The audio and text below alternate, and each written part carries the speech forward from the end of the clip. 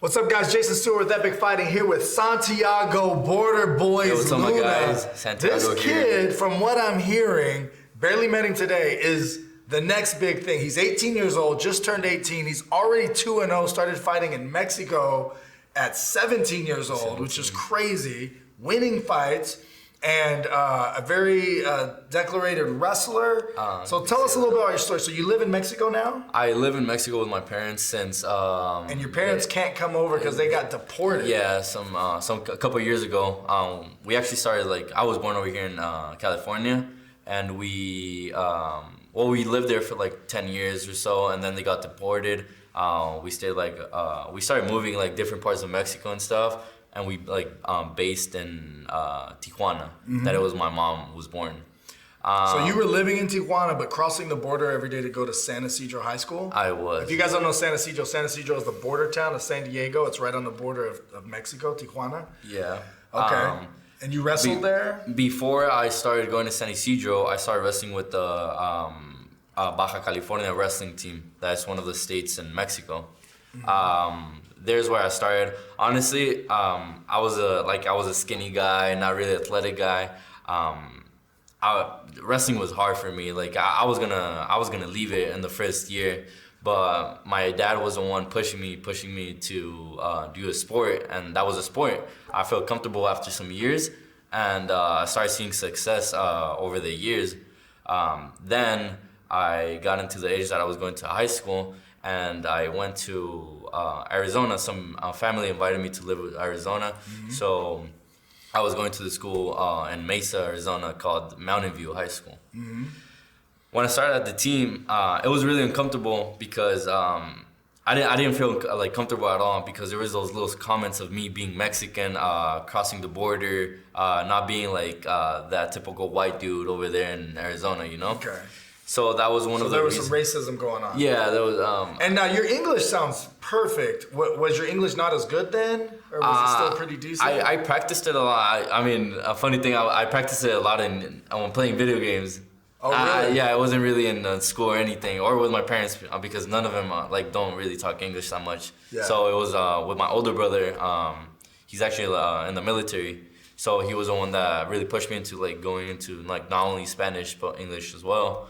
And the video games was that. So you learned. So video games aren't the devil. Yeah, it isn't. You can learn a lot. Yeah, I hear about people learning, hand-eye coordination and different skills through video games. So they're talking crap. They're making you feel very uncomfortable. You're not enjoying wrestling. Yeah, because I was still wrestling, in the competition, this and that. Qualified to actually went to one of the biggest tournaments. It was, no, it wasn't Fargo. It was this big event in Vegas. Damn. Huge wrestling tournament. Huge wrestling tournament. So I went over there, got some a really good record, and that's when they started seeing all the potential that I had. But it was already honestly, I blocked all that hate when I was in the match or practicing. I didn't let that come into my head because one reason or not is gonna involve you for something bad. Yeah. So you can't let get into your head. So I used that for motivation. And then I got some calls from my old team of wrestling, and I was invited for the Mexico's national team. Oh, so wow. So I went back. I left. I didn't even tell them. That's how uncomfortable I was. I didn't even tell the team that I was leaving. So one day to another, I leave to Tijuana again. Started in some big events of wrestling. Mm-hmm. I'm really glad I got the opportunity to wrestle with the team because. For right now, I have 6 state championships for Mexico. I have 4 regional ones and 2 national ones. Damn. So your wrestling is on point. What are you doing to complete the rest of your game? Your jiu-jitsu, your Muay Thai, your boxing? I'm focusing on, I'm doing boxing every single day, jiu-jitsu every single day. That it's the base of the gym where I practice at over there down in Tijuana, Mexico, Entram gym. For the guys that know, it's Brandon Moreno's base where he started. Okay. With my head coach Raul Arvizu, my jiu-jitsu coach Fernando Amado. So do you feel like you're catching up? Oh, I'm putting in the time to catch up to the guys that have the knowledge of it. You know. Yeah. I'm feeling really comfortable in it. You can see from my first match to my second one how big is the difference from my striking, from my letting my hands go. He sounds like a young, smaller Anthony Orozco, right? Like basically, Orozco took his first fight with zero sparring. He just wrestled. He hadn't even hit a bag. He never hit pads or nothing, and he won that fight. And he got rocked a couple times. And he was like, "Oh, I don't like that." Note to self: I'm gonna learn how to defend that and learn the striking.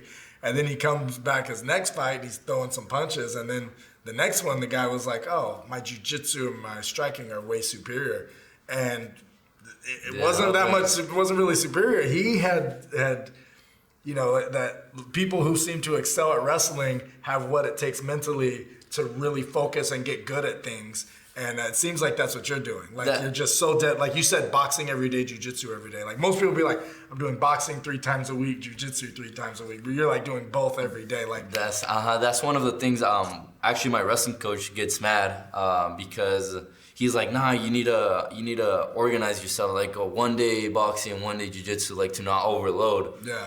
I'm like, no, like I feel comfortable. Like I don't feel tired at all doing those 3 because. Usually in the day I do 3 practices. That it starts with the pro team. That it's what's it called? It could be striking or jiu-jitsu.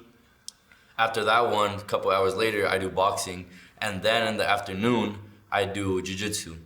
Huh. So you're doing morning, like in the noon, and then in the you could say like in the night. It's like at 6, 7 p.m. 3 a days. 3 a days. I see a future champ. That's the goal. That's the goal, and I really want to reach it. That's why I'm here. That's awesome, man. Well, I can't wait to see it. Is there anything you want to say to your fans, where they can follow you, what they can expect?